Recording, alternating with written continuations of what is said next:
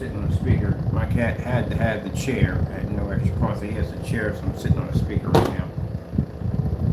Let's talk about guarantees here.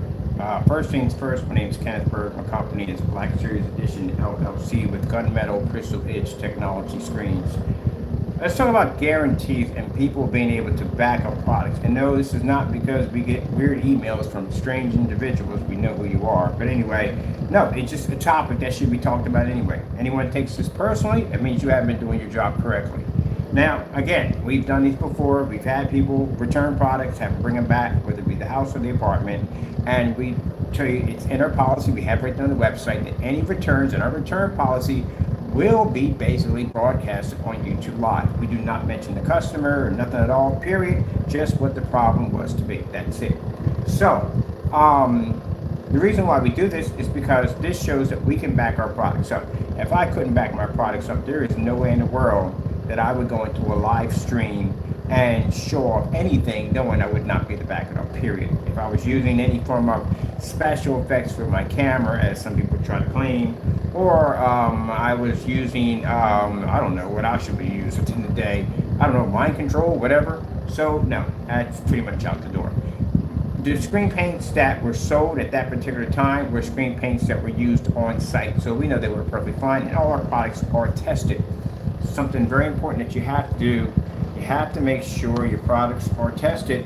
And on top of that, if you have specifications on your website, trying to bring my stand a little bit, I don't fight with that a little bit. And if you have specifications on your website, you want to make sure that specifications on the website are real. Customers speaking to you, to make sure those specifications are the truth. Because again, being toggle, literally you can, any place else, I need to be in my chair.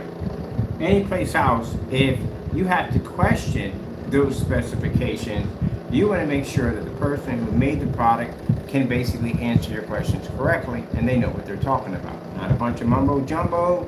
That's the last thing you want to hear, is a bunch of mumbo jumbo when you're basically dealing with a screen paint product.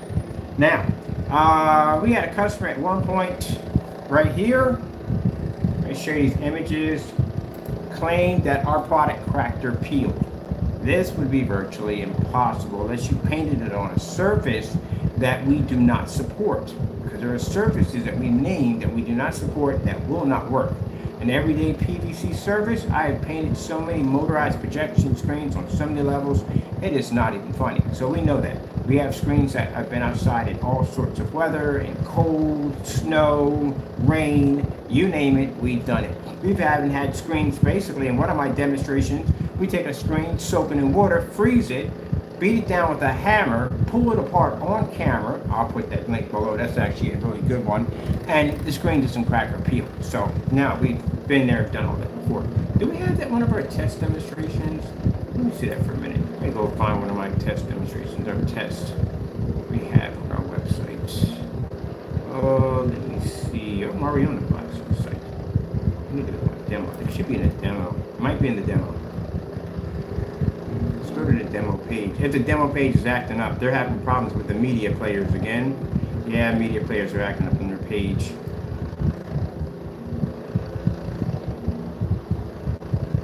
Hopefully that one's not having an issue. This is all done because they're having issues with their media players that are acting up.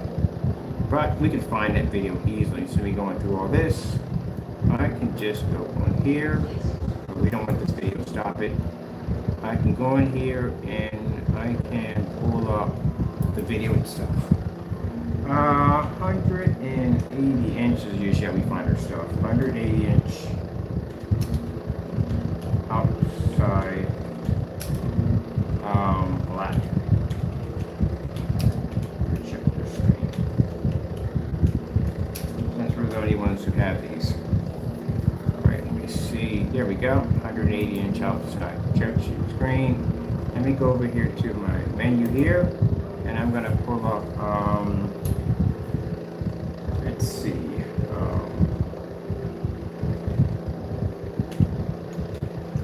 block of ice. Check this screen.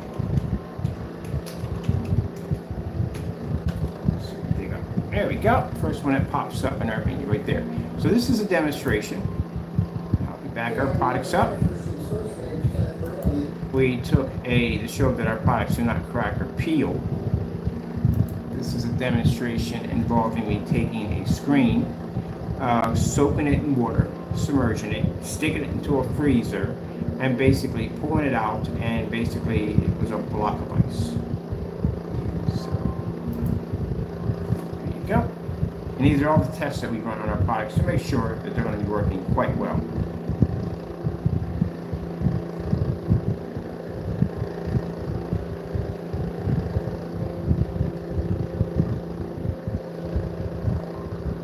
Even heated it up a little bit.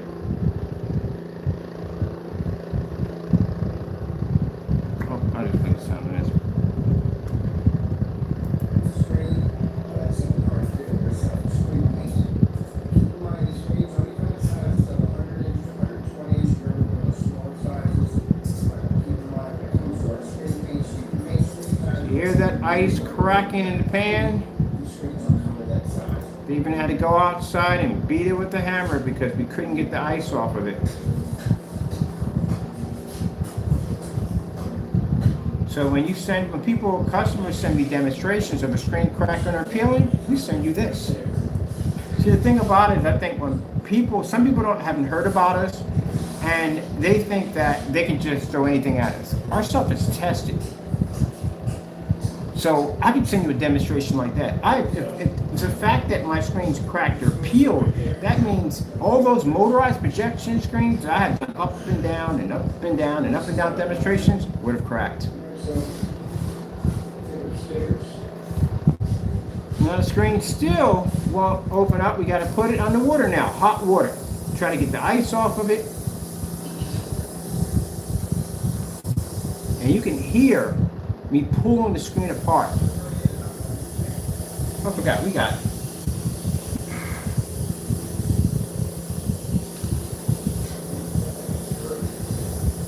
wait a minute. I can hear it, you can hear it. Okay, these are my bathroom speakers in the back. I'm gonna grab my other stereo speakers.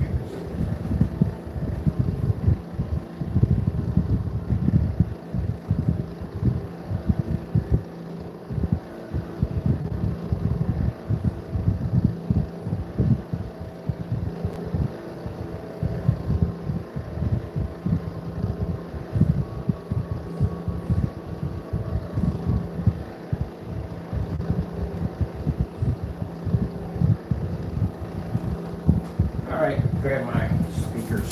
Oh, fantastic. Grab my speakers for in here. Now the reason why you don't see these tests with everybody else, because again, they don't do tests. That's how that one works. Why do we have this all tangled with this? Next, when I visit their house, everything literally is going wireless. I've dealing with so many wires for so long, it's not even funny. Alright. Got the speakers up here, I can hear us a little better. I'm going to have to go with this screen.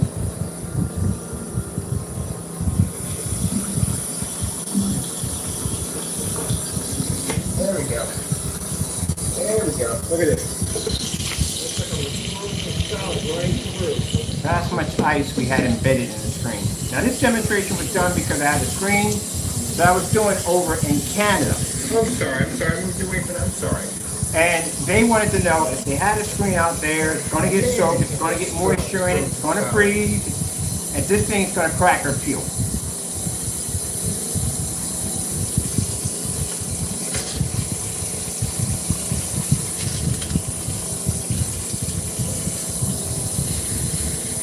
Yeah, that's a brick. That's definitely a brick. Look at this thing is frozen solid. It's definitely a brick. It is a brick. It's a brick.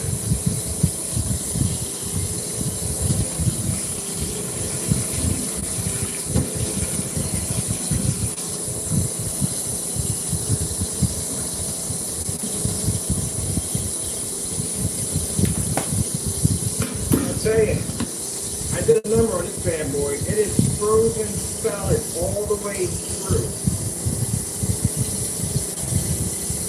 So, I'm gonna have to end the video here.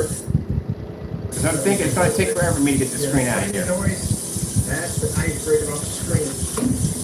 There we go. Got a huge sheet of ice in there. And check out, listen to this. It's a huge sheet of ice in there. It's a huge sheet of ice in there.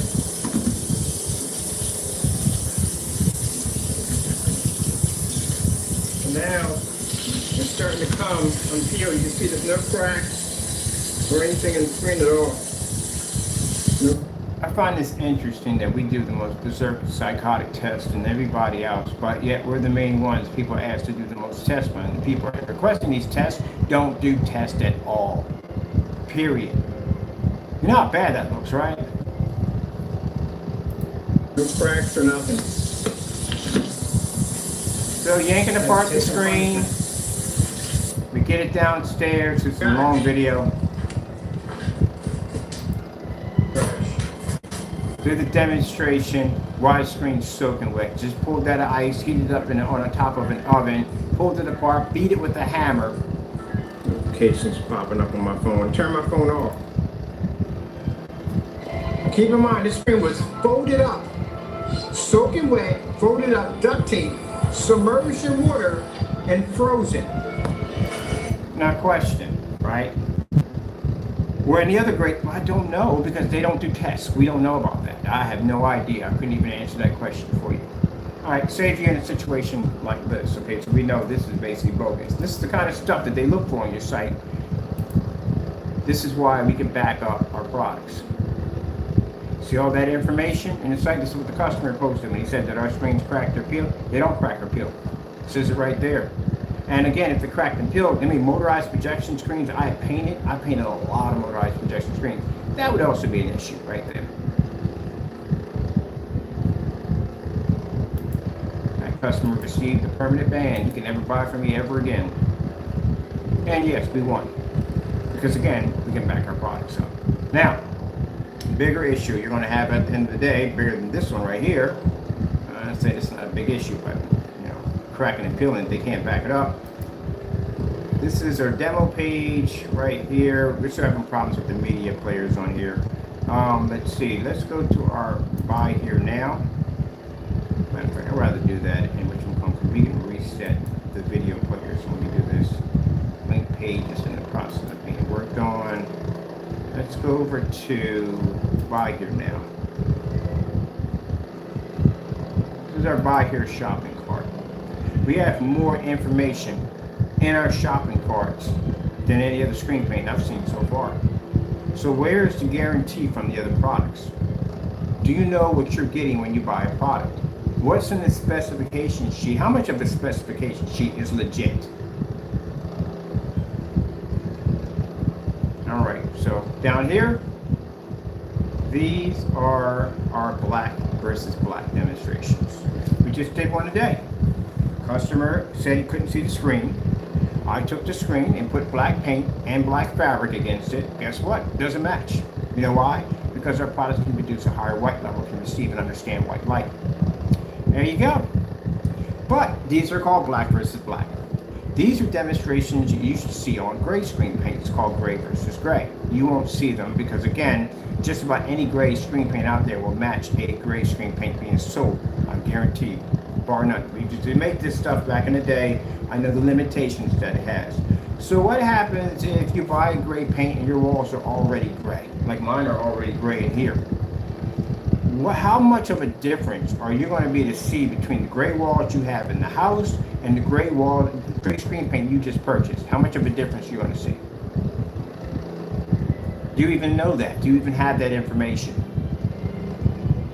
What's the difference between you just going to Home Depot, Lowe's, Sherman, Williams, and just buying gray paint? What's the difference between that and that paint? Do you even have that information? You don't have it, do you? Well, then if you don't know, then what are you buying a product for that you don't even know anything about? There's no guarantee. Where's the guarantee at? Is there a guarantee that, is there a return policy? Is there any kind of exchange policy?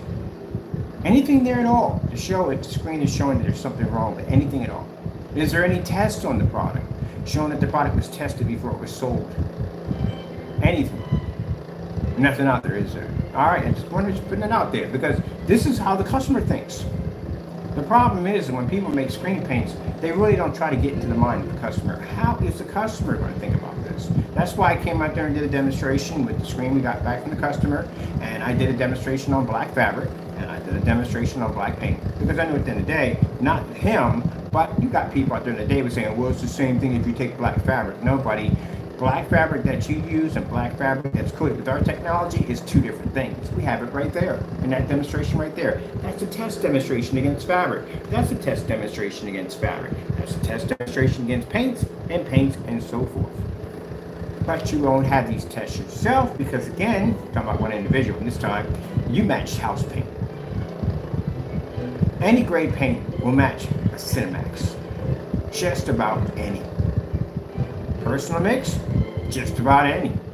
The only reason why that particular individual chose that particular paint because it's a paint that we brought up in a conversation of what would match it. That's why he did the demonstration. But any other tone in there, yeah, we'll do the exact same thing. Bullseye, primer, kills, all that stuff, we just do the same thing. Sherwin-Williams, personal, 2 tablespoons, 3 tablespoons, 4 tablespoons, digital 1 crystal screen paint, all does the same thing. You have to be able to back it up. You have to show proof that your product is not going to, oh, I got to put that demonstration on here. Customer return, back, black versus black. We definitely got to put that in here now because now we got another video to put in here. But you have to be able to back that up. If you can't back that up, you're going to have problems. And this is what PayPal goes through when he goes through your page. They go check and see if you're basically, if your product's coming up too dark. I don't know how my product would come up too dark if we're using 1,000 lumen demonstration versus black paint and fabric. That would be impossible. So let's talk about, well, we talked about this right here. Problem you're going to have here, and I hate to bring this up, and I really do, but down at the end of the day, this is a person who did it. He matched it and he has it. We're not going to his webpage. I do not feel like dealing with the nonsense he has on his page. He's already facing criminal charges for doing something stupid. We don't need to get him, he's going to get himself even more trouble. Some people just don't know better. They just don't. All right, let's go over to our blacklist. Now, blacklist is basically a site that we put things on because, again, people have been caught committing scams, bad projectors, knockoff projectors, and stuff like that to warn people at the end of the day. This right here, I can't bring it up enough, is, oh, actually a 2.0. The Metallica 2.0 is basically a house paint. So that is not a real screen paint. The Cinemax is not a real screen paint because this is a screen paint that actually ended up matching a house paint. As I showed you in our thumbnail right there, we had the product, which is a Cinemax Metallica mix and personal mix right there. And there is a network grade 773 in the thumbnail. And then later on, this is the individual doing it himself and actually matching the product as we said it was going to do. So this is another problem you got to run into. Can you make it yourself? Or if you just buy regular house paint, will it match? Where's the guarantee at the end of the day that you're not going to end up matching the house paint? Now this is a product made by a YouTuber who now calls himself Crow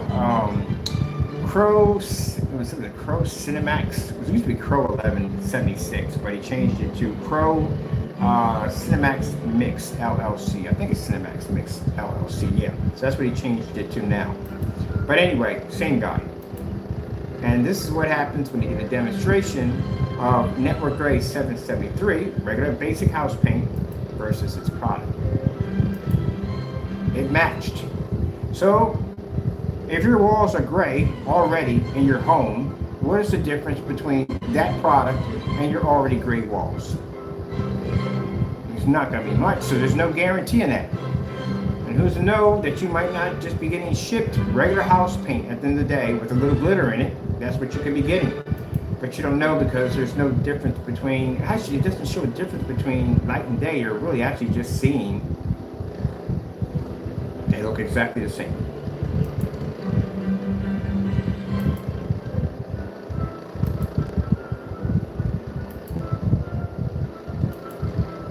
Now the return policy on this is pretty bad. We don't have to go to the website. You can go there yourself and do the research. We already have it marked. Return policy scam.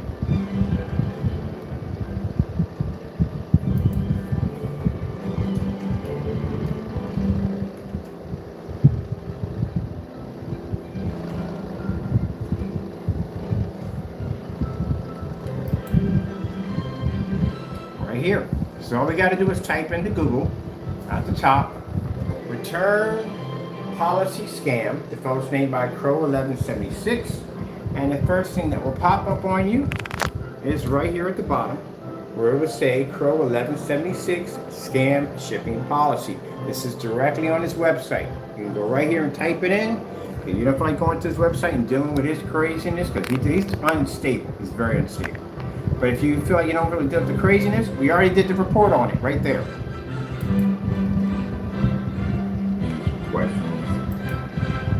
That's the shipping policy directly on his website. On here, it clearly states to all customers, return policy, return and refund policy. Once the product is delivered, again, incorrectly spelled, no returns or refunds, only exchange for a different mix if the container wasn't open. How would you know? You got to open it, right? How would you know? If you're looking at gray walls, right? If you talk to this guy and say, hey, look, my walls are already gray in my apartment or my home or whatever. What is the difference between that product and my gray walls? And he goes, oh, there's a difference between contrast, there's a difference between color, his product pulls a higher white level, stuff like that. That's what usually most people say. So, how would you know this if you don't open up the container? So you open up the container, you paint it onto the wall, and you find out there isn't much of a difference. Pretty much your gray wall would do the exact same thing. That means in order for you to know this, you would have to open up the container. But in this policy, you can't even exchange if you open up this container. So how would this help you? How is that right there going to help you?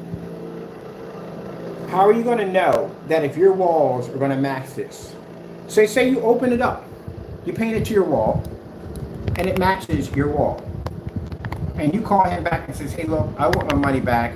You told me that there was going to be a difference between that and my already gray wall or white wall. I'm not seeing much of a difference. I like my money back. And he'll sit there and say, oh, no, because one policy says if it lands on your property, it's automatic. And if you opened it, then the first thing some people may say is, well, do you have any tests on this? There are no tests at all, period. There's nothing even posted to his website. So how is he going to back this up? How is Jamie going to defend himself if a customer comes up and says, hey, I bought this stuff, I went to Home Depot, I bought some great paint, he did exactly the same thing, you scammed me. How is he going to get out of that situation? He can't. And clearly, when PayPal goes to his site, they will see that there is no room for error or anything here, mercy for the customer, because it's strictly set up to rip off a customer. If it lands on your property, it's yours. Right there. Returns and refund policy. Once the product is delivered, spelled incorrectly, no returns or refunds. Only exchange if you haven't opened it up. So how would you know? There you go. Now, for those of you who don't believe this policy, go to the website and find it out for yourself. It's right there. Let's see. Let's go over to our site. It's right there. There's another one right there. These are all basically, I'll post it right to Google about this fellow's shipping policy scamming people.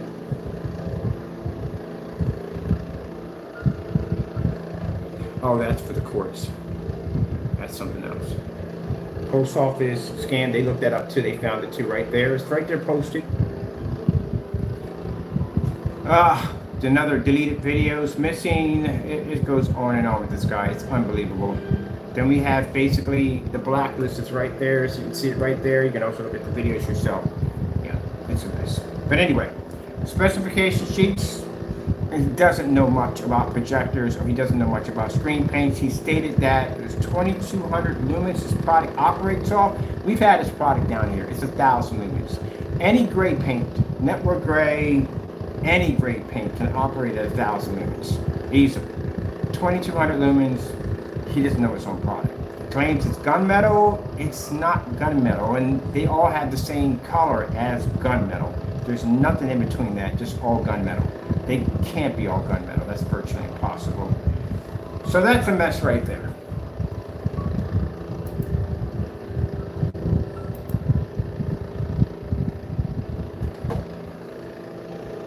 We had the Cinemax, Metallica mix, and Personal mix right there.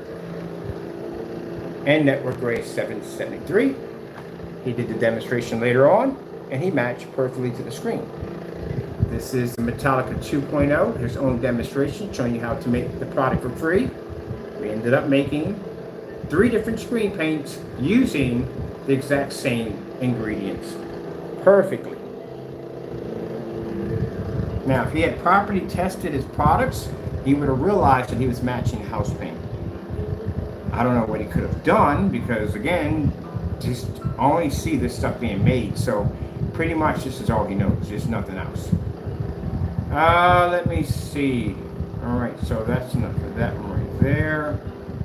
Because pretty much we're just talking about his, you can't back the product up, that's virtually impossible. There's no guarantee on it whatsoever. Shipping policy is strictly designed to rip you off, and that's all you get in your shipping policy. There's not much in there for that shipping policy.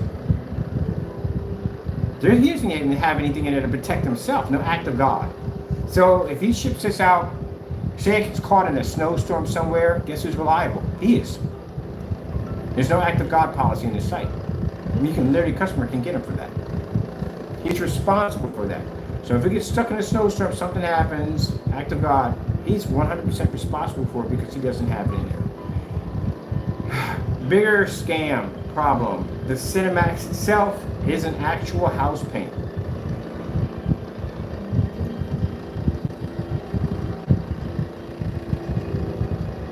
Let's go past this.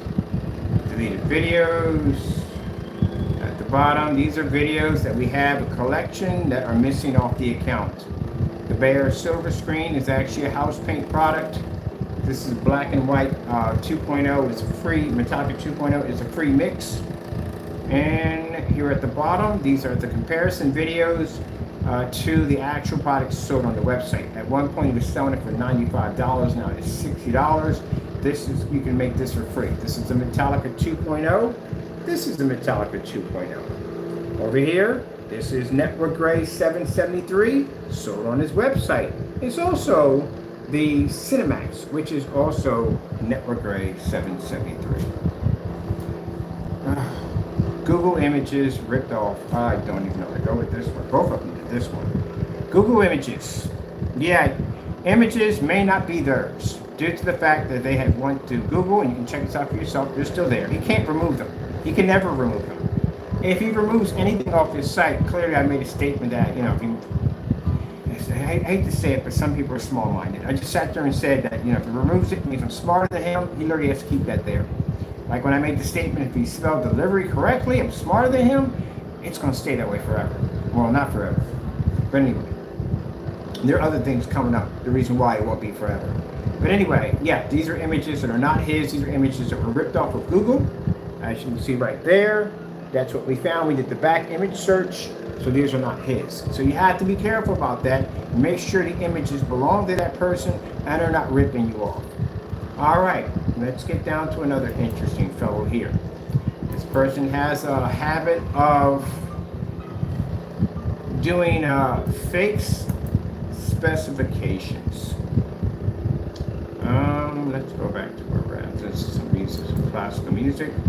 Let's go over to Parte AV, which keep in mind is not his name. It doesn't belong to him. It actually belongs to someone over in London, and under an LLC, it's under another company here in the United States. All right, so this is a very interesting site right here. Also, too, we have videos on multiple cancellations where we came in to purchase the product. Multiple cancellations where he did have to cancel and give us back our money because he couldn't back the product. We went through the same thing too with Crow's product also too. Money was given back to our account because they couldn't back the product. Let's go here. A lot of things wrong with the specification sheet. I can see that basically things were just said and not tested. Let's go to the PSP paints. First lie we start off with, made by scratch. Not going to happen. No, I'm sorry, that's not possible. That would cost way too much money. You'd be charging a lot more than $60, and you don't have the facility, knowledge, or licensing to make a chemical from scratch. So that's a lie. Not over the counter. Everything's over the counter, especially involving chemicals, unless you're making it from scratch.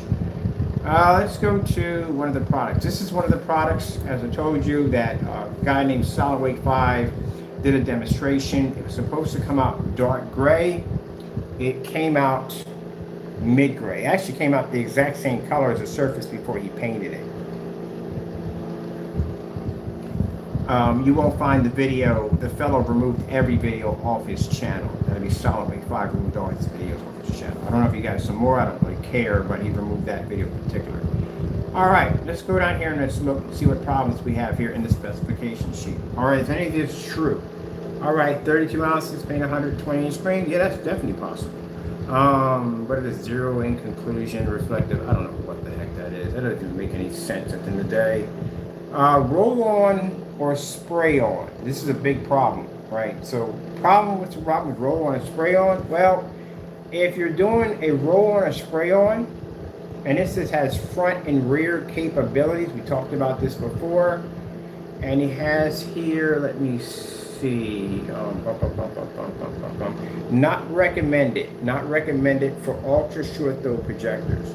That means that you have to, if you're doing rear projection, the closer you are to the wall, the better it is. So you have to use ultra short throw for that application. If he's using short throw, it's going to be between 4, 5, and 6 feet, which means that's where your screen's going to land at in the middle of your living room. That's where it's going to be sitting at, because it has to be away from the wall, because again, it's not ultra short throw. So I wouldn't even put front and rear in there, because rear is, I could put front, but I wouldn't put rear in there because rear is completely useless without the ultra short throw application. There's other problems too that come with rear projection technology, which basically is not explained there. What is the lamp elimination process? Which means when you stick a projector in front of a rear screen, you'll get this blinding light that'll push through. This is called lamp glare, which means how many applications is needed to eliminate that process. Doesn't have it there at all, period. What's the angle gain? Rear projection screens have problems with angle gain due to the fact that, they have issues with picking up angle because the projector is coming from the back and you're viewing it from the front. So that also too can plague it. What type of projectors can you use? Sometimes he has it right there. He doesn't use ultra short throws, but he uses short throws and long throws. Yes, it'll work. But like I said, this is going to have you sitting in the middle of your living room. This doesn't work at all. If he has a special screen paint that's supposed to be available for ultra short throw, then you shouldn't have in here rear projection. It shouldn't be in here at all, period. It should have front projection only, because rear is going to be needed and ultra short throw is extremely important. Let me see. Ultra short throw version coming May the 19th. That's May the 19th. Buddy, we're in August. So yeah. We're in August. That's not going to happen. Well, I don't know where it's at, but anyway. 2,000 lumens, a dark gray screen registering off 2,000 lumens. Well, it's not really fake there at the end of the day. It's a poor quality of the screen. Only at 2,000, you didn't skip an entire category of Pico projectors right there to that mark. Because in Pico projectors, you're dealing with anywhere in the range of 5 and 6 and 8. You're dealing with 1,000, 1,200. You're dealing with maybe about 1,500, 1,600, 1,800. You're dealing with those. You skipped all of those. We could pick up about 1,000 lumens in a fully lit environment. We did that one already. They didn't. Yes, we did. Anyway, so yeah. Oh man, range gain. You know what's coming to that right there? For those you don't know, see that right there where it says range gain? This right here is hoopla. This is a huge, massive lie. This is virtually impossible. So basically stating that approximate range gain 0.80 to 8, it's the 85, 0.85 can vary based upon application technique. So what are you talking about application technique? It's the same color paint. If I paint this a different way, the gain will get higher. Now, customers are going to ask about that from the door because they're going to ask, how do I achieve the higher gain? Show me how this is done. There's supposed to be a video there, but it doesn't. You see, there's nothing there. It's nothing at all. When you painted the screen in, questions are going to pop up. What gain did you paint in? What technique did you use? Can you back this up? You can't back this up. So if you can't back this up, what's going to happen is you're going to get a not as described PayPal claim against you because that is considered to be fraud. You can't back that up. How are you backing up? Do you have a gain gun? Can you bounce something off the screen and give us some kind of digital reading that's what it's picking up because you painted the screen a different way? The loss of physics is just actually bonkers. It doesn't make any sense. Like I said, it sounds like the same scenario. You got a blue car, but it says right there, if you go past 60 miles an hour, it turns red. How the freak does that even work? Can you imagine car dealerships doing that at the end of the day? Depending on the speed that you travel, your car can change to that color.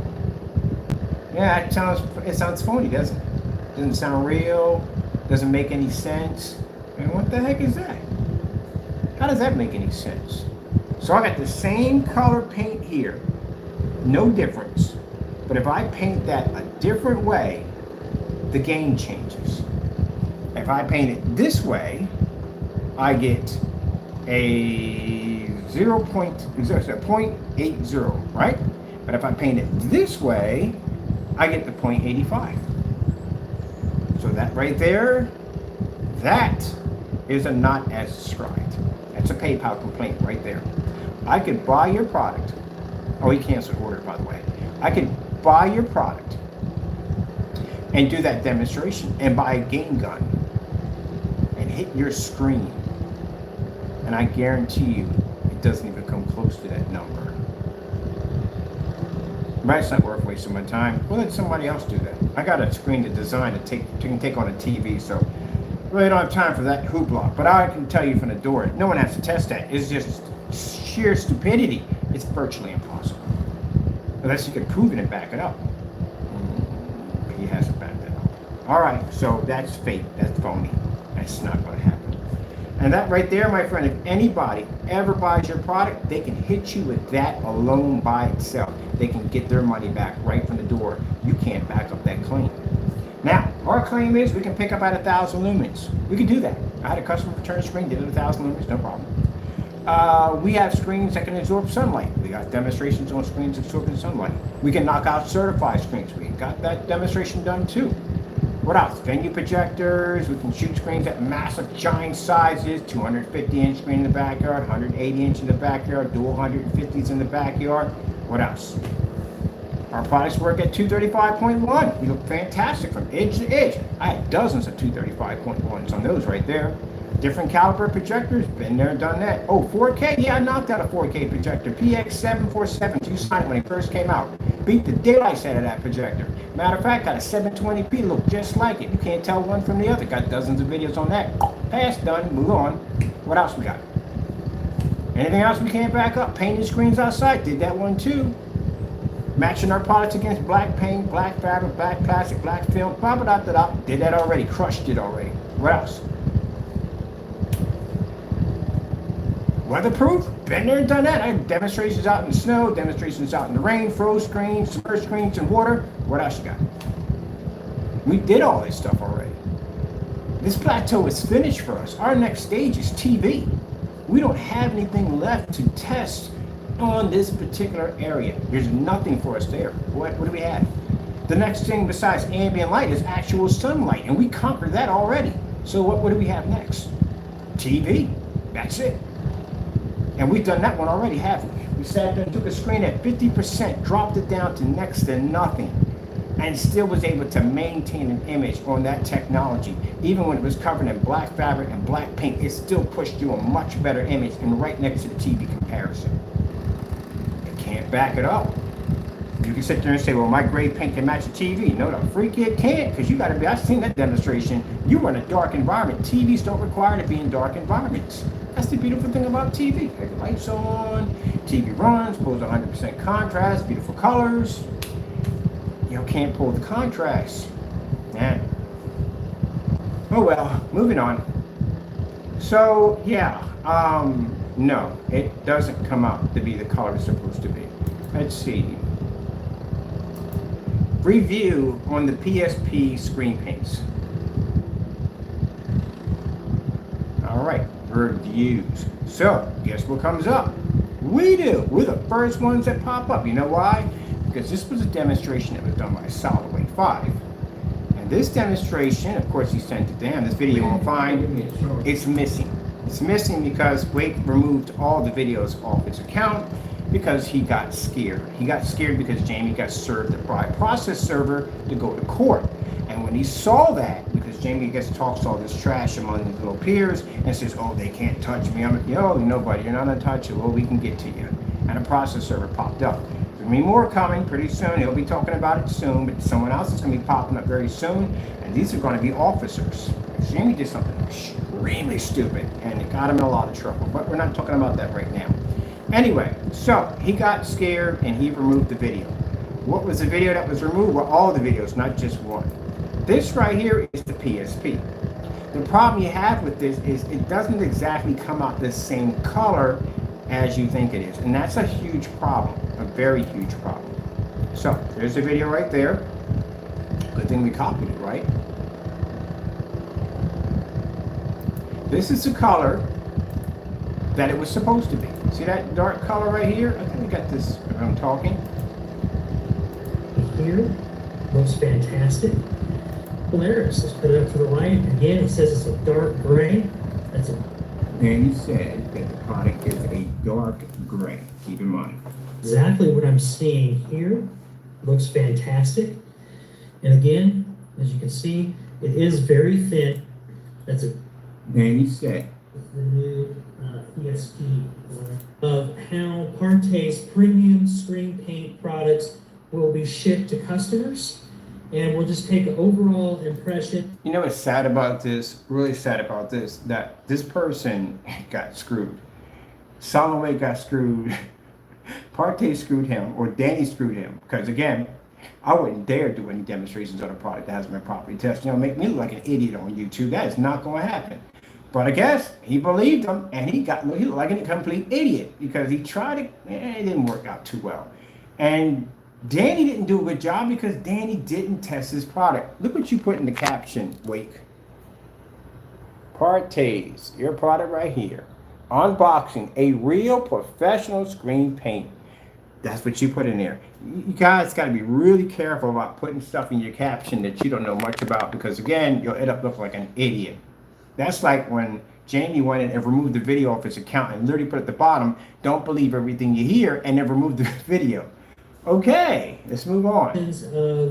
Of packaging, the presentation of the product, and then we'll even probably pop the top on this thing and get a... Pop the top? What do you mean? You're going to just talk about the box and shipping? You probably, no, you will pop that top. So you better pop that top. So this is the color that came out of the container.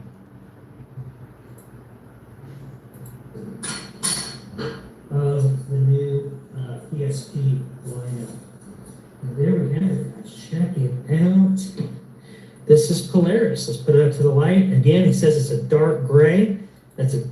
Danny said that the product is a dark gray. Keep in mind. Exactly what I'm seeing here. Looks fantastic.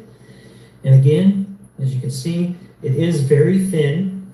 It is very thin. Just so you can kind of see the... That stuff is like soup. You know, every imperfection that you literally have on a surface, like if you paint over this, all that is going to push right through. This stuff didn't even change the color on the surface. It stayed the color you're seeing here. It never changed to that. That's even worse. Consistency of it. So again, even this is different from what you would typically see out of a over-the-counter paint. So this is. Now he keeps saying over the counter, so like he made this from scratch. Danny, let me explain something to you. If this was a product that you somehow, weirdly, you made this from scratch. There's no safety material data codes, there's no information, there's nothing at all. Anything that you get from basically over the counter has safety material data codes on it. Everything. Everything's been tested, going through flash zones. They know exactly if they burn it, set it on fire, heat it up, chill it, whatever, it's going to have a reaction. All that's been tested. If you're saying you made this from scratch, then you're in a lot of trouble. You know why? Because you just shipped a container of a chemical that has no form of safety codes on it, that basically was made by scratch in some laboratory that you claim that you had. Do you have any idea how much trouble you can get into for that? A lot of trouble. Because it's not over the counter. So if it's not over the counter, even a store couldn't even touch this stuff because, again, there's no testing on it, literally, because you made it from scratch. Yeah, no, you didn't. You got it from over the counter like everybody else. Is the viscosity of the That is over the counter product. It is. product itself. So again, using a paint pan or a sprayer, a paint pan. But here's the Listen what he says. That was enough. actual color here, guys. Under the light, it is a dark gray. The dark gray product, and I'm very interested. Under the light, it is a dark gray. The dark gray product, and I'm very interested in getting this project going. But okay, let's get to that. Let's go to the actual paint down. All these videos are gone. Missing up the account. Let's go find the paint down video. Let's see. Now, everything is pretty darn smooth here to the touch. Everything's dry. Everything looks good. It looks like a good panel to me. And you saw how difficult it was. So, like, I want to deal with the glue underneath and look at the color stuff like that. So I just left it on there. So that's not anything to do with the paint. That's the panel. I did that on purpose. That's on me. But just to be fair, look, this looks not as dark as it is in person. Buddy, not as dark as in person. We're not all blind here. We can clearly see these are two different colors at the end of the day. Lie on top of lie. Two different colors. This is not exactly what he pulled out of the container. That is completely different. As a matter of fact, it looks exactly like the screen before he painted it. I'll show you that too. From what? Well, the funny thing about it is when you pulled out the container, you were in person. You were right there. So you would be able to see it. We can see it. He can't get around that. He can't get on camera and lie and say, well, it's the lighting or whatever. No, he can't get around. It is what it is. It came out two different colors. Let me show you at the beginning where he shook up the container. We'll go right here. I don't want to feel I'm tired of hearing his voice. It's just, again, he chose this guy because this is a guy who basically... Now look at the color of it. This is before he painted the screen. It looks exactly the same way before he painted the screen. There was no change at all, period. They would have lied on every little thing. He just couldn't get around that at all, period. So let's show him shaking up the product. Okay.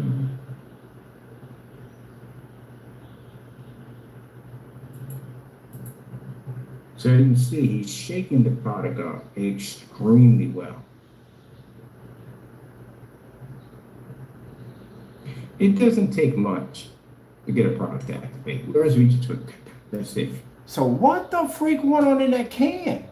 Because he shook it up. You can see him shake it up. But whatever's in there is not marrying well to whatever's in there. It's just not, it's just completely separating. That's what it's doing. Exactly what it's doing. It separated so badly in there that when he painted it down, the screen came out a complete different color. That is really, really bad. That is not even good. That's like you go into Home Depot and you buy a container of paint and they shake it up in that machine, and you get it home, and it's not the color that you saw. And what the heck happened? And even when you shake it up yourself and you roll it down, it still comes out a different color. That's just wacko. And we're done. That's Look at this. It doesn't take much at all, period. So the fact that he shook it up for that long and it still came out a different color, that's why we call it magic paint. Magic paint. And this is something no one's gonna trust. No one's gonna paint a screen down and have it come up a different color. So if you look at the surface, this is the surface before he painted it, right? Now watch the surface. Look at it. Better shot because this Wi-Fi is really messed up here. Let me see. All right, see the color of it? He didn't even paint the screen. Paint pan's clean. Let me go back in here a little bit more. There we go. Pause it here. Paint pan's clean. There's nothing in the paint pan right there. And see the color of it? Now this is after 2 coats of applying the surface down. Watch. It didn't change. It's exactly the same color before you paint. So what the heck was that? How do you basically show a container of paint? You pop the top. It's a dark gray. It's dark gray on the knife. Before you actually paint the screen down, you give it a good shake, and it's exactly the same color as before you painted the screen.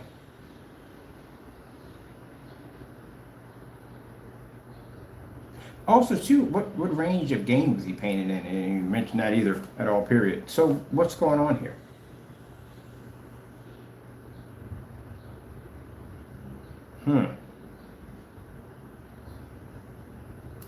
Painted the screen. So whatever that water, whatever that nonsense in there, it didn't change anything. It didn't even change color. It left some interesting white spots on the screen. It also left some little bits of powder bits. But other than that, it didn't change. A screen is not the color as it's claimed to be. And that's not what the color is. That's so that he's showing, right? That's the color. He knew what he saw. He knew basically from the door that when he popped that top and he saw that color, he already knew it wasn't the same color. What could he do? He's on live. Can't do much. We're going to pull the camera, play with it, do stuff like this like the other one did? No, he's stuck.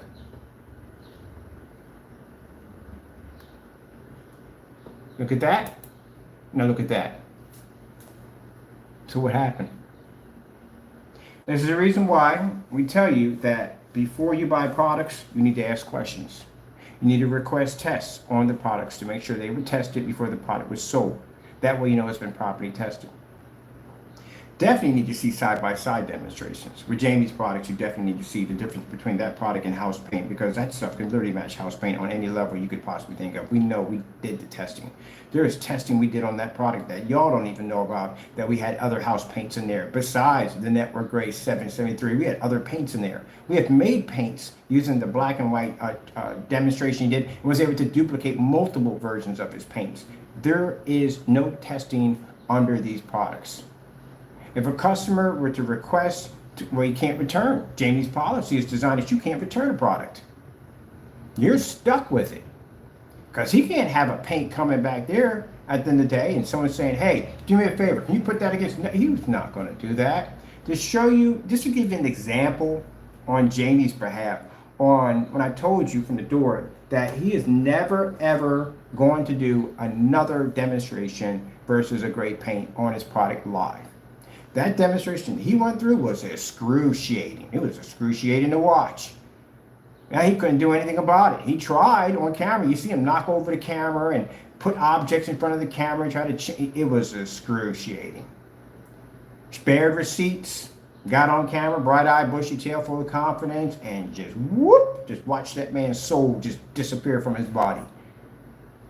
He'll never do that again. And to prove our point that he would never again, we challenged him to do the Amazon slip silver.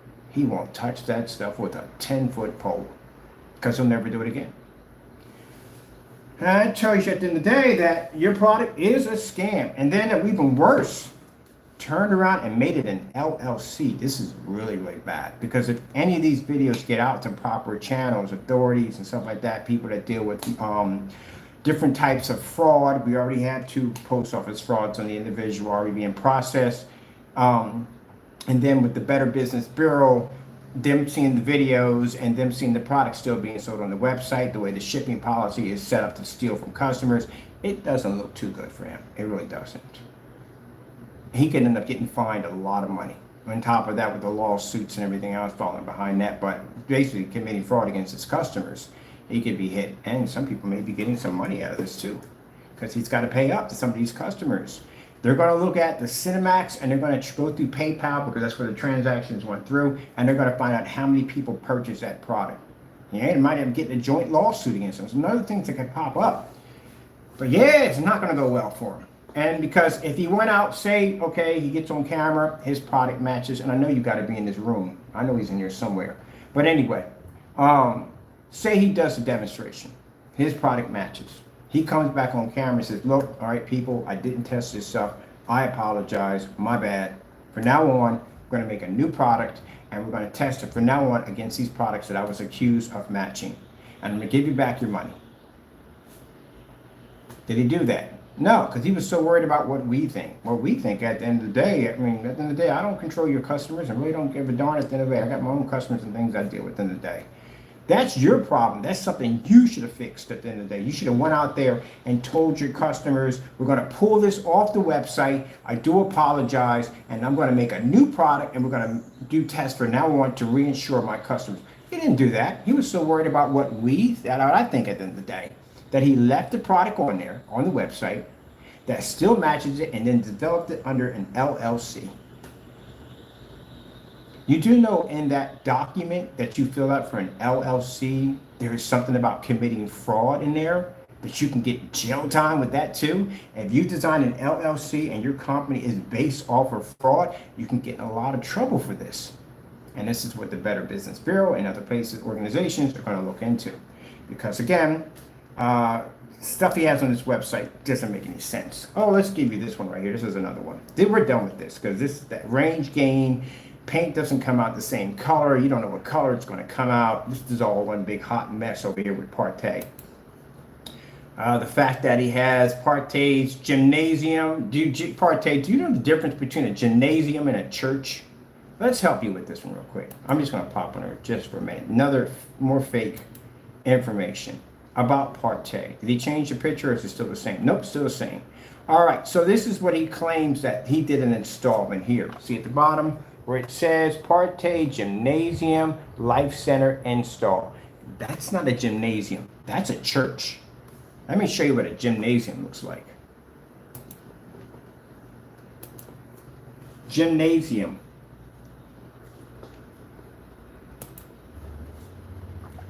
That's a gymnasium. You know, basketball court, all that. Gymnasium. That's what that is. It's a gym. That's what it is. That's what you described. What you just showed was a church, because it has a cross in the background. It's a church, but that is a gymnasium. Seats are either going to be on this side and this side. That's what it's going to be.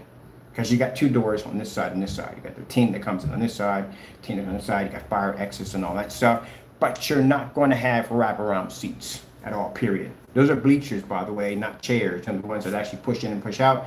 You ever been behind one of those bad boys and your friends at the end of the day thought it'd be funny to basically close the bleachers while you were under the bleachers? Done that one before. Jokers, I swear. But anyway, yeah, this is a gymnasium. So we can educate Partey today. See that? Gymnasium, gymnasium, gymnasium, gymnasium. These are all gymnasium. What you described was a church. Church. This is what seatings you will find in a church. That's a church. So what you have here is not a gymnasium. You have a church.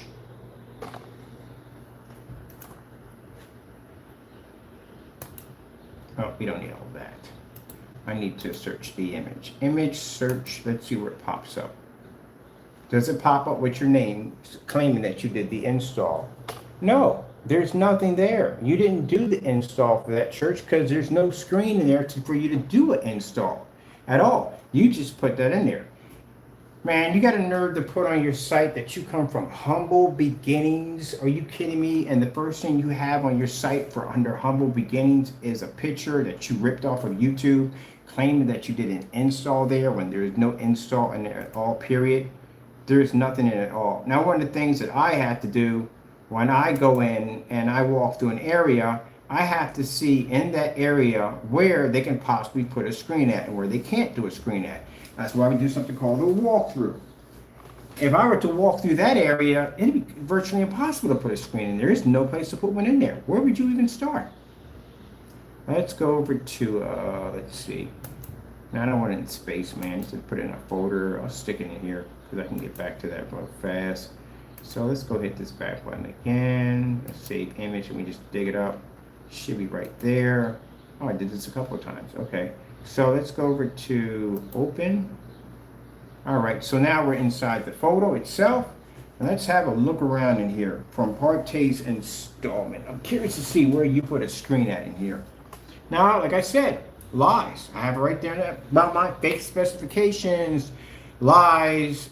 Can you guarantee the product? Can you guarantee that if I paint that screen down that I'm going to get an 8.5 or a 5.8, whatever you have in there? You can't guarantee that. Well, let's see. Any place in here to put a screen? Well, again, like I told you, this is on a curve. So you can't put it up here where the stage lights are at because, again, where the stage lights are at, you're going to land right about there. So that's not going to work. People in the back are going to be too close, and some people are going to be too close, and people over here won't see it. What about back here where the preacher's at? Well, we got a cross here, so that's not going to work. And there's got flowers, and we got some seating back here, so that's not going to happen. They're going to move all this out of here and put it all back. I don't think that's going to happen. Can't have it here because you have the preacher here on the podium, and I'm pretty sure he doesn't want to be talking to a screen. So that's not going to work at all, period, either. We got doors right here. You can't block exits. So that's not going to happen. So no, it's no place there to put it at. Here on the wall here sideways, no, because then you got the neck breakers. People breaking their necks here, here, and here. Everybody's, no, and then here the same thing here. You got doors here you can't cover up. Could you put it right here? No, it's not going to work either. Because what about the people sitting this close, which means they're going to have to tilt their head up, and this is going to cause some, it's going to hurt the necks. And on top of that, it's on a curve. This is actually on a curve. So how would that even work? He's not in this picture at all. And the number one key thing, he's not in the picture because he named it a gymnasium. And that's not a gymnasium, that's an actual church. See? Right here. See where it says? It's a church.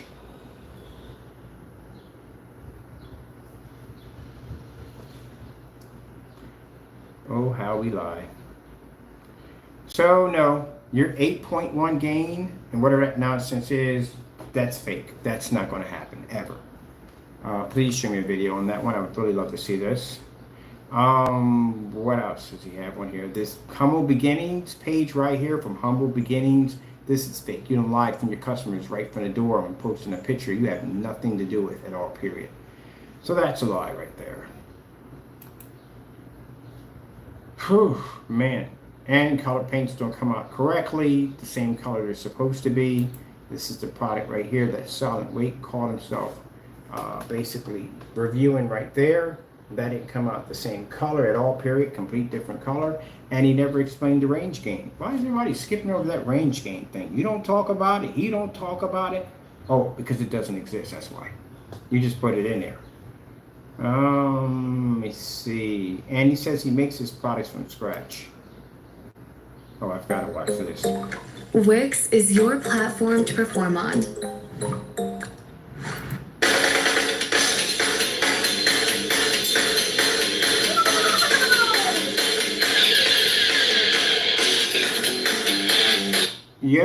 You anyone ever play Fallout 76? You know the weird commercials that pop up with the guy on the clicking atom bomb? That's literally what this reminds me of. And BioShock, the commercials from BioShock reminds me of that.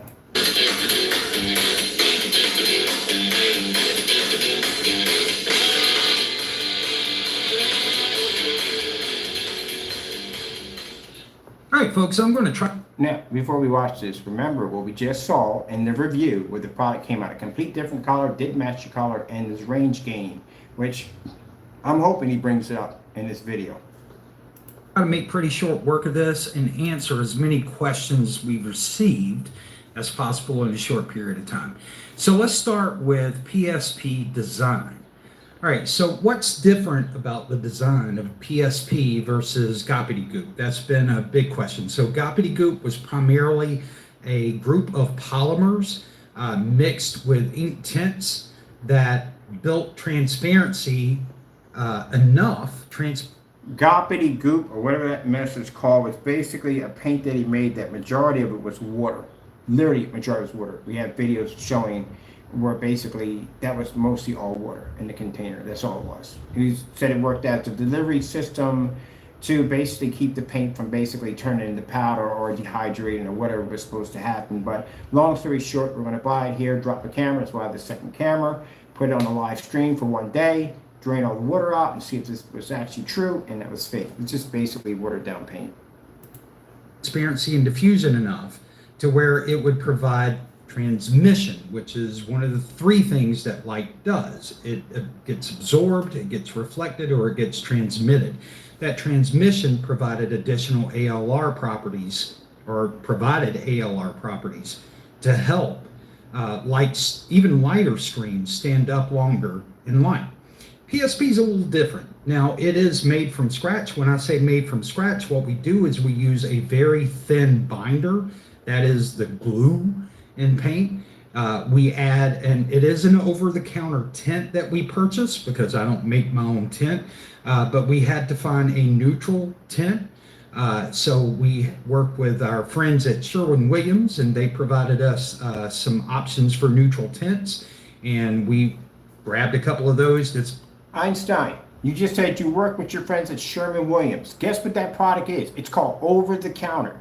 If you got that product from Sherwin-Williams, that makes it over-the-counter.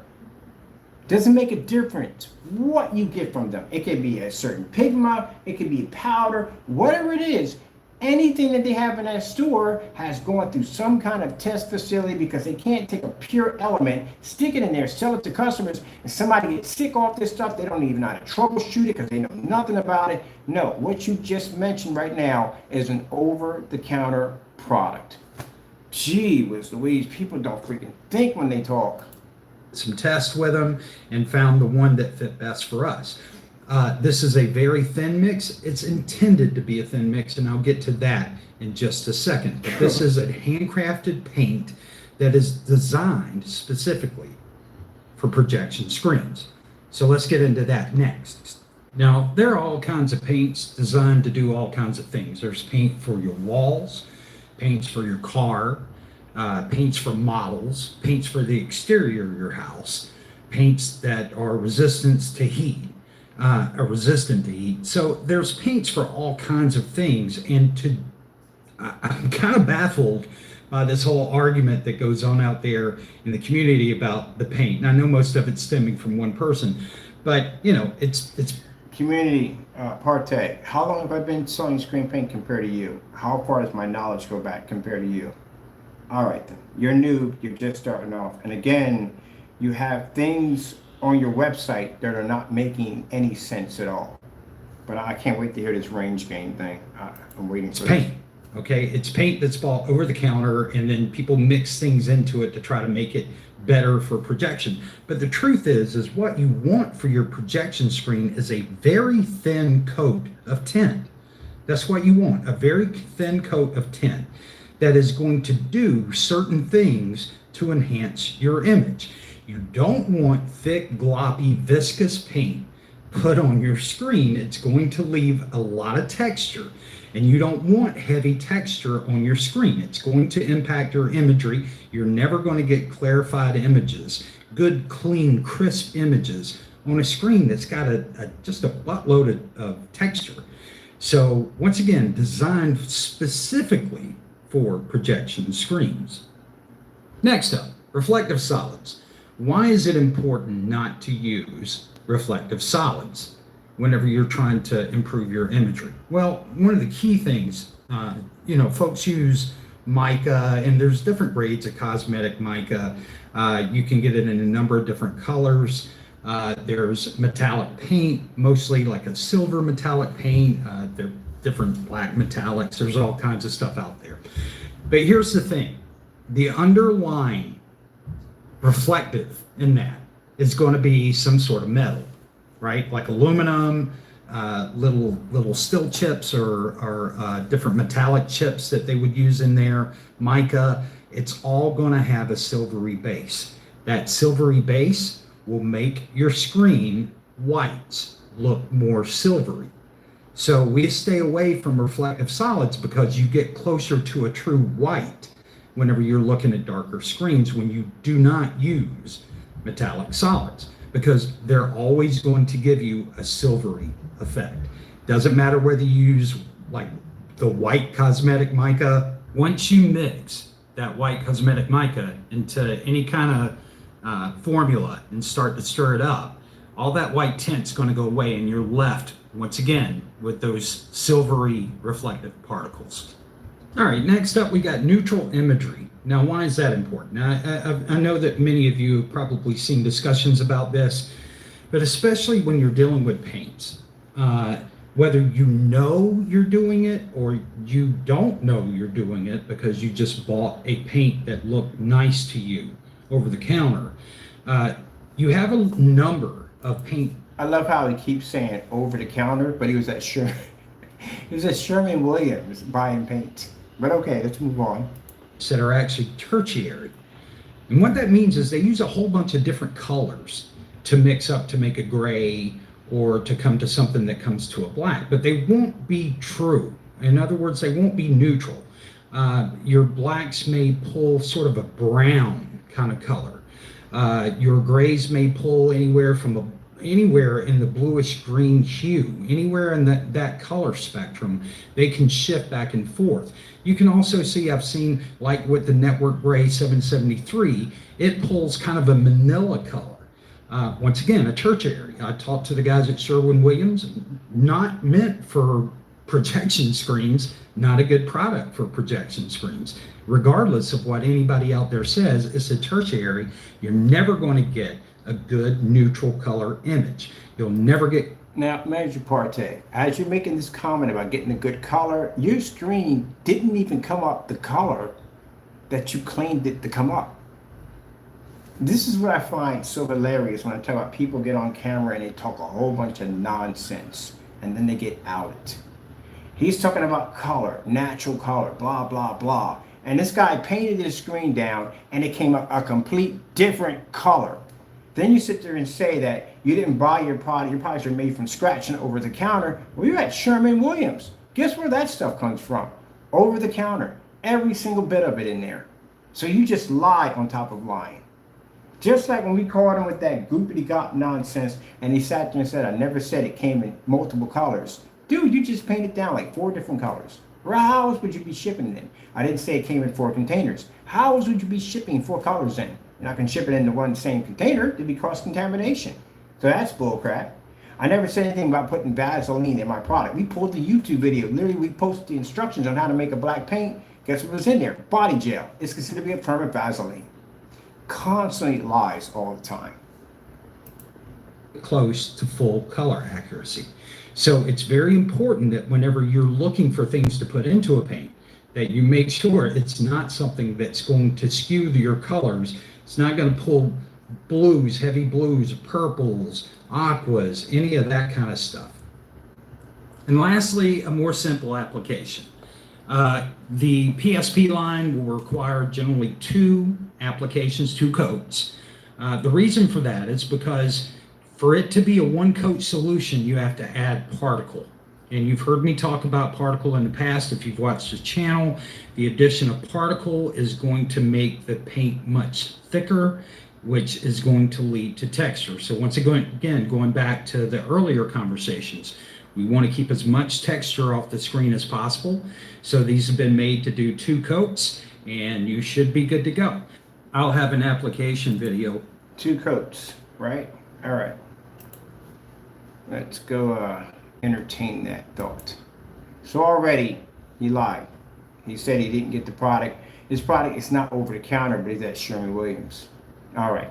Another thing he lied about too, on top of that, is too that the pigment that they put into those paints, they don't give you that at all, period. You can't get that. That's virtually impossible. That's their little secret, whatever process that they have, company contracts, whatever company they're dealing with to make those different colors, they don't give you that. You can't even get access to that at all, period.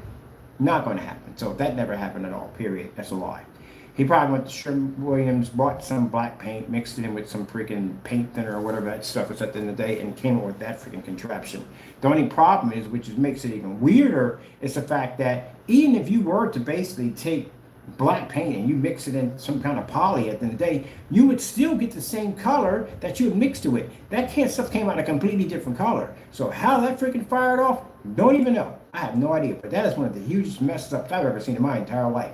At one point, but I mean, keep in mind, dude, you could just get screen paints and just get a show in Las Vegas, call yourself the Great Paint Houdini, and just do this demonstration. You'll probably make millions off of it, because I'm baffled how you were able to mess that up and how the guy sat there and painted the screen. They came out a complete different color. As a matter of fact, the original screen never even changed.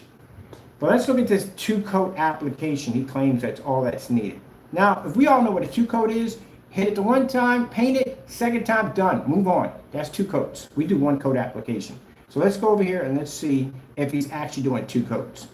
Every time you have to go back and forth over the screen again and again, and the reason why he's doing this is because it's streaking like crazy. That's why he keeps going back and forth. Let's see how long it takes him to do a 2-coat. All right, we got a paint on application. Where do we got one at here? Let me see. And this is another thing that bugs me too. Made in America. No, it's not made in America. Unless all the products you have are physically made in America, then it's made in America. But if any of this stuff is made in a third world country or something, no, it's not made in America. It's assembled in America. If you know anything about companies who basically do business overseas because it's much cheaper to have something manufactured over there, parts may come back here and they could be assembled over here, or they could just assemble them over there. But there are parts being assembled, being made over in another country, and then they're brought over here where they're being assembled. That means it's assembled, not made. So that's not real, unless you can prove that at the end of the day. All right, assembled, not made. Shame, but it's true. All right, let me see. Let's go to the application. All right, and let's look at the video. Now, if you notice, there's one video here. That's it. In the video, listen for the magic words of gain range, because again, there should be 2 in here. All right, let's begin.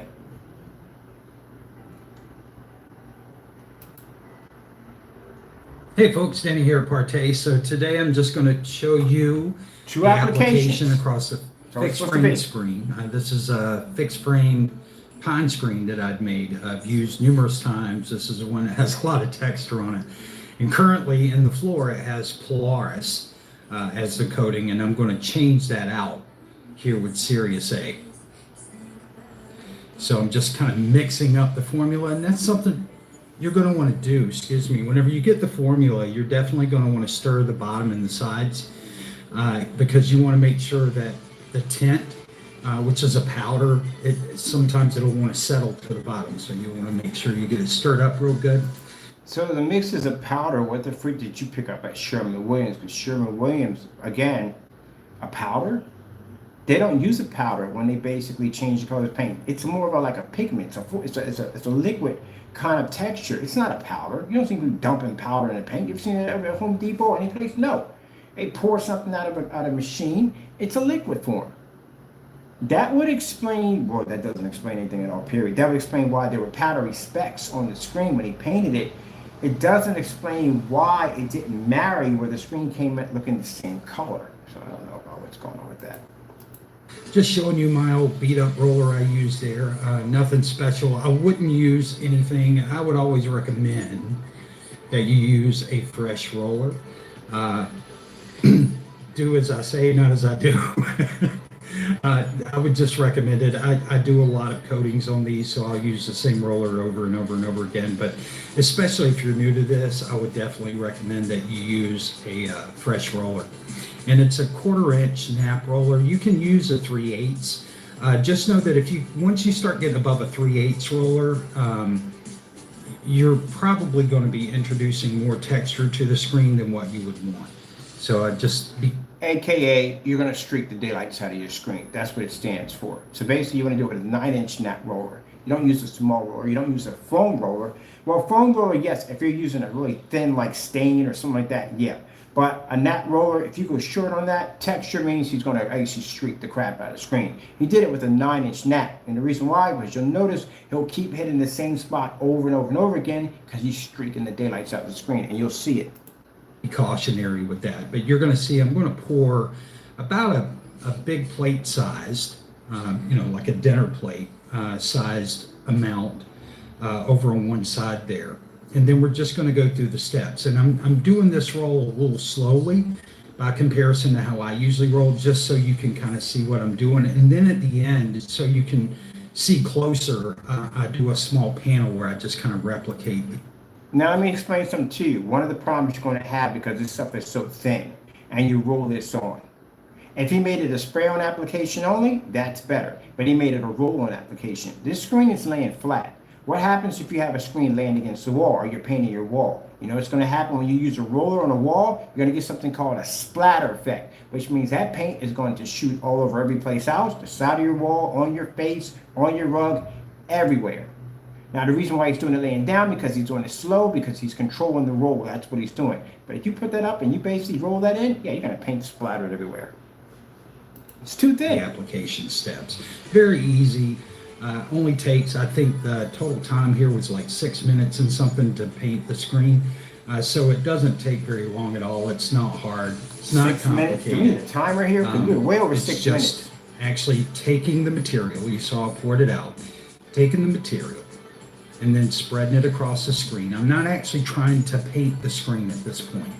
I'm just trying to make sure that I get the material spread all over the screen. Why is that important?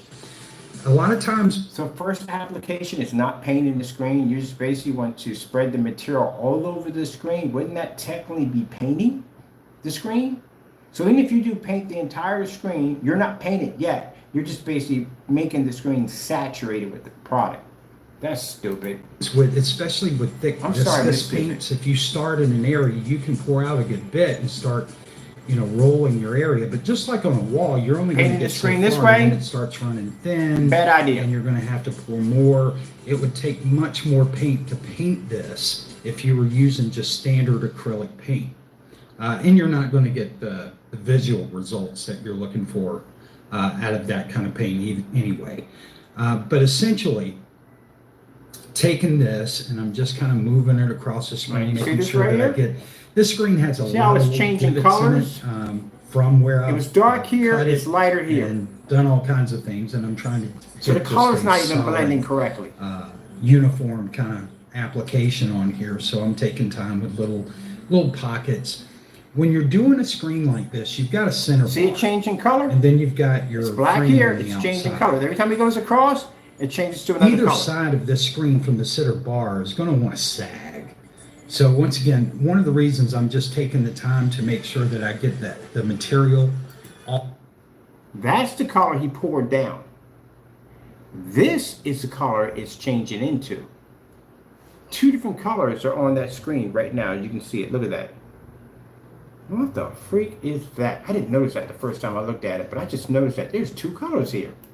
All over the screen. Something ain't mixed then on I'm that going stuff. to go back and actually do the paint steps, which is steps 2 and 3 from the application. He just said 2 applications to apply the screen. He says basically now he's just painting the screen to get it wet, to cover it over, and then he's going to come back and do steps 2 and 3. It literally, honestly, that's actually, if you're talking about steps 2 and 3, no, buddy, you're more than that. Because the first application would basically be you actually painting the screen. This is called painting. That's what it's called. Steps that you would have in hand with your product there.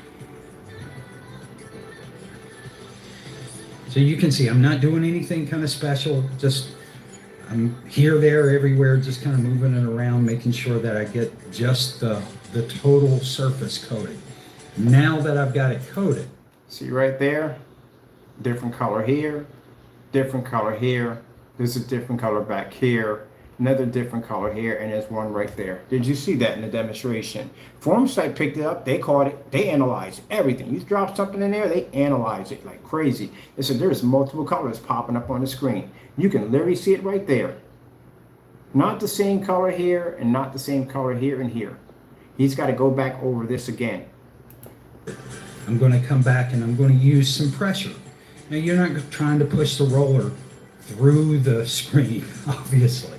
But what you're trying to do is just put enough pressure to really squeeze and lay that material down, spread it across your screen evenly. Now, when I say evenly, on either side of the roller, every time that you do a roll across, you're going to have a little roll line of material. And that's why we do the third step. Because you are putting pressure, it's a thin material. So as you're laying the material down with you notice I'm just going line by line here. And as you're laying See how he has to move his body all the way over? Danny, you're a noob. You're definitely a noob. Everybody on the face of the planet has ever painted on a projection screen knows that you go this way instead. You know why? Because if you're dealing with a screen that's a really wide screen, a big screen, it's so much work to paint it this way. This is a lot of work. You literally have to lean over to get to the other end. That's a lot of freaking work. You paint them this way. Everybody knows you paint them this way. That's a lot of work. And you notice as he's painting, he'll have to lift his leg up just and hold it just at the very end to push it over because the screen's wide. Imagine if he did this in screen sizes I have in here. the material down, you can't see it from here, but you're going to have small roll lines on either side of your roller. So we're going to want to take care of that in step 3. But step 2 is really about making sure that you don't have any. Now, didn't I told you that that was going to happen, that he was going to have roll lines? It's called streaking and marking your screen. That was going to happen. And they're still propping up. You can see one here, here, and the screen now is changing colors again. Now it's darker here, it's lighter here, it's lighter here, it's lighter here. This is just some weird stuff. It's just kind of pulled up somewhere, that it's all spread out evenly across the screen. Taking just a little bit of time around the edges to make sure that I don't have any lines there where the Just made one right there. He's put a new fresh line right there. All right, so now we're going to start step 3, which is just, I'm just going to take the roller. I just pretty much let the roller bar lay in my hand and just kind of push it across and pull it back. And I'm going half over, and I'll show you what that means, what that looks like here in just a second, but I'm going half over each previous line just to roll out. That's so stupid. It's so stupid. You paint it the first time, bam, dry. Second time, done. That's it. He's literally painting the screen and reprocessing the paint over the screen. He painted again, he went back over and painted again, he rolled back over again, he rolled back over again, because the screen is streaking, you got 2 different forms of colors that are popping up. He's trying to cover all that up while he's on camera. How many times you have to paint a wall? At the time, you paint a wall first time, or if you have good paint, you paint it one time, you're done, and that's it. You don't see painters going to go the same wall over and over and over. Come on, man. That is just bogus. Look at that. Marks from where I was putting pressure. Because he's marking the screen, This is that's just why. kind of evening out the roll. It ain't even Just to marking make the sure you screen. don't have any heavy lines anywhere from your previous pressure roll. Every time he drops that roller, he's marking the screen. He marked it there, there's another mark there. So he's just rolling back over the same spot over and over again, trying to erase these marks that are in the screen. You see how fast that goes? Very quick. And then I'll just kind of touch up on some little areas there on the side, around the edges, just to make sure that we're good. This process, taking it across from one end of the screen to the other end of the screen, rather than top to bottom, avoids having any kind of lines on that middle bar. Because if you roll, say, you know, the height of the genius. Let me explain something to you. I've painted more fixed frame screens than you ever know what to do with. Anytime you paint a screen with a bar, you always pad the bar. It leaves a little bit of lip in the front, but it goes flat. I've done dozens of these in 235, 180s, you name it, 135s, 150 inches. Done them, been there, done it. So bottom line, that's all you have to do. Pad the back of the bar, roll over the screen, and you're done. That's it. And do it this way. Because if you had a 235.1 at 158 inches, there is no way in the world you're painting that thing this way. That's virtually impossible. The screen to That's the one bottom of long the stick screen, at the end of the day. and you go across that center bar, you're always going to have a little more material on either side of that bar that'll want to dry thicker. So it's always better to go across the bar from side to side. Is he done yet? All right, so there's roll number one. I'm going to show you the second roll, which really kind of wasn't necessary. Now, I dried this by just putting on the fan. Took it roughly about, I think it was 12 minutes for it to dry with the fan on it. So not very long at all. And then we're ready for a second coat. So we'll just repeat the same process. You just said it takes 6 minutes to do the screen. It took 12 minutes for it to dry. And that screen did not take 6 minutes at all, period.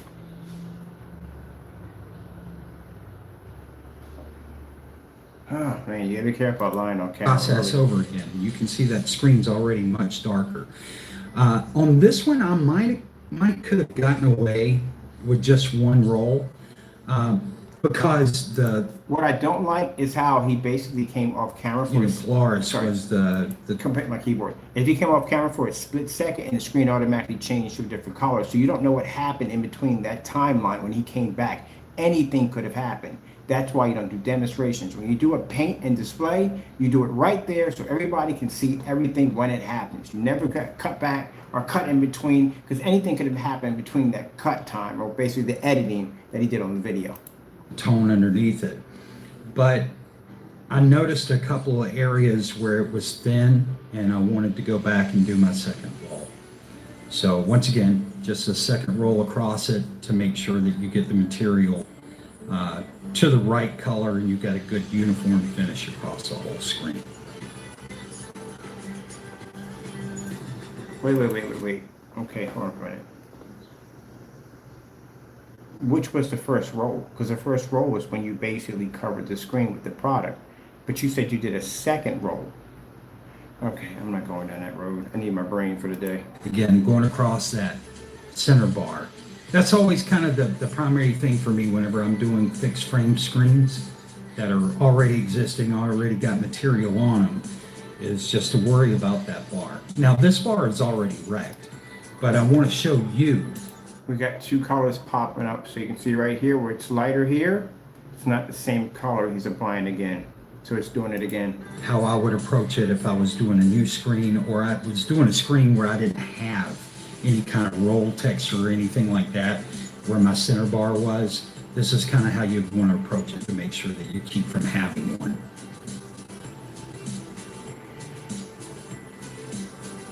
Now you don't have to pour this out onto the screen like I did. You can use a paint tray. All I would recommend is whatever paint tray you use, make sure that it matches with your roller. And I know that seems silly, but I have had people reach out to me and say, well, I've got a 9-inch, quarter-inch What the roller, heck is that? but my paint tray is only 6 inches wide. Well, that's not made for that roller, so you would need to have a paint tray or use something as a paint tray to pour your paint into to be able to Seriously, load white your dots? roller up. What is that? That's the same thing that You I can see saw second coat, on the boom, screen very with simple. solid weight. These little Very white dots that get popping Very up. quick.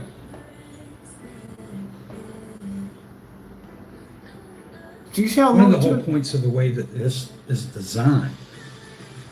Got the hiccups. So. This isn't two coats, Danny. Yeah, Danny, we're going to partake. This is not two coats. Do you know what two coats is? Two coats is you hit it the first time, second time, you're done. You paint over it, you're done. Let it dry, paint over again, that's it. You literally went back and forth over this screen multiple times. It's insane how many times you had to bypass this screen. And the reason why it was bypassing because the material is very thin. It was leaving streaks, as you can see, back and forth. It was changing colors on the screen, and he was trying to blend everything in, and it wasn't working that well. That's not good. That's not a 2-code application. That's more than that. Sorry, folks. One of the reasons it's designed the way that it is because, look, I paint a lot, and not just, screens, but in the renovation of this house, there's been a lot of painting, all kinds of things. I've painted cars, got 3 friends that actually paint cars for a living. You're not going to do that with a roller, obviously.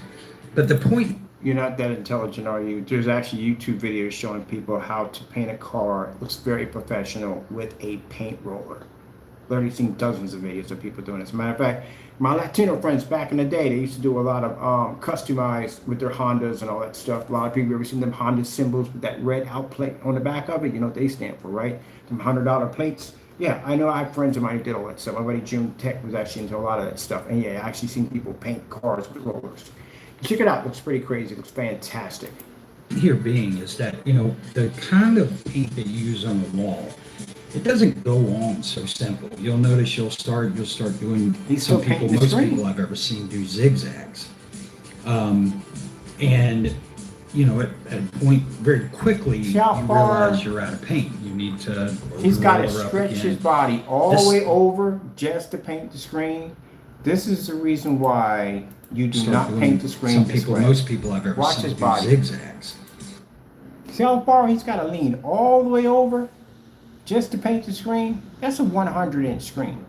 If he was doing a 150-inch screen, even 120-inch, that screen's 9 feet wide. It's the reason why people paint screens this way. This is why they're painted this way, not this way. Because you would have to stretch all the way over just to hit the screen. Gee whiz, you're new, dude. This is what I mean by don't buy products from people who do not know what they're talking about. And everything you just said on camera is a bunch of blah, blah, blah. Because we just saw Silent Wake go in and do a review on the product. It didn't even come up the same color. It was little black specks all over the screen. There was a white particles. Don't even know what that stuff was all about. And on top of that, when he painted the screen, it didn't even come out the same color. Then you mentioned nothing about range gain. I haven't heard anything about range gain. Did he explain to you what gain he was painted in? Nothing at all. You know why? Because it's a lie. That's why. Let's listen to the whole video. Let's see if he mentions it. Listen, the magic word is range gain. And, at a point very quickly, you realize you're out of paint. You need to load your roller up again. This thin material here is set up so that it's very easy to roll across the screen. You're not having to sit and wear your arm out trying to push and squeeze paint out of your roller.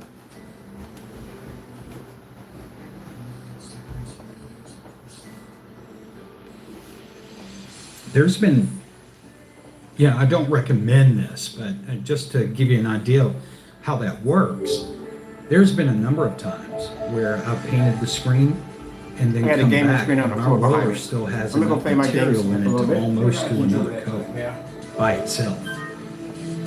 That's how easy this stuff applies.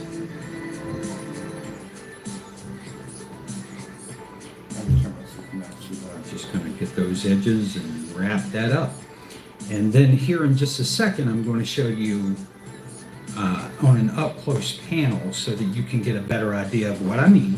If there's anybody out there that's confused, I don't think so, but if there's anybody out there confused, we want to make sure that you understand that what we're doing, folks, is making sure that you understand how this should be applied on the screen. Not reading about just telling you that you can do it any way you want to, and you're going to get excellent results. Because as we've seen with many, I'm not just talking about Ken right now, but with other paints where you do have roll lines. I was at a church not too long ago where they had painted, they'd obviously mixed up some sort of gray with some sort of metallic paint, and it was glossy. But they had painted a piece of wall in a church conference room, and there were V lines all across the screen just from the roller works. Say for a minute. really bad. I mean, it looks bad when you don't have an image on the screen, and when you do have an image on the screen, it looks worse. So just wrapping up our soft roll here. What is that? Look at that. I told you. That stuff has problems. It has all kinds of problems with it. But as you can see in the demonstration, there's no mention of no range gain, nothing at all, period. Look how far he has to lean over just to paint the screen. Never paint a screen, you're gonna mess your back up. Never paint a screen this way. This is just stupid. You paint it this way just like everybody else does it, and you pad the back of the part. That's all you gotta do. Simple and plain. All right, people, I'm done here. You can watch the demonstration on his website. Doesn't mention anything about range gain. In the beginning, he doesn't mention it because that's where he should have mentioned the range gain there. He didn't mention anything at all. Pretty much it's just a waste of your time. Make sure when you buy a screen paint product that it is properly tested, that basically the person knows exactly what they're talking about and they can back up everything in their specification sheet. If not, you're going to end up getting cheated. Gotta go. Thank you all and God bless.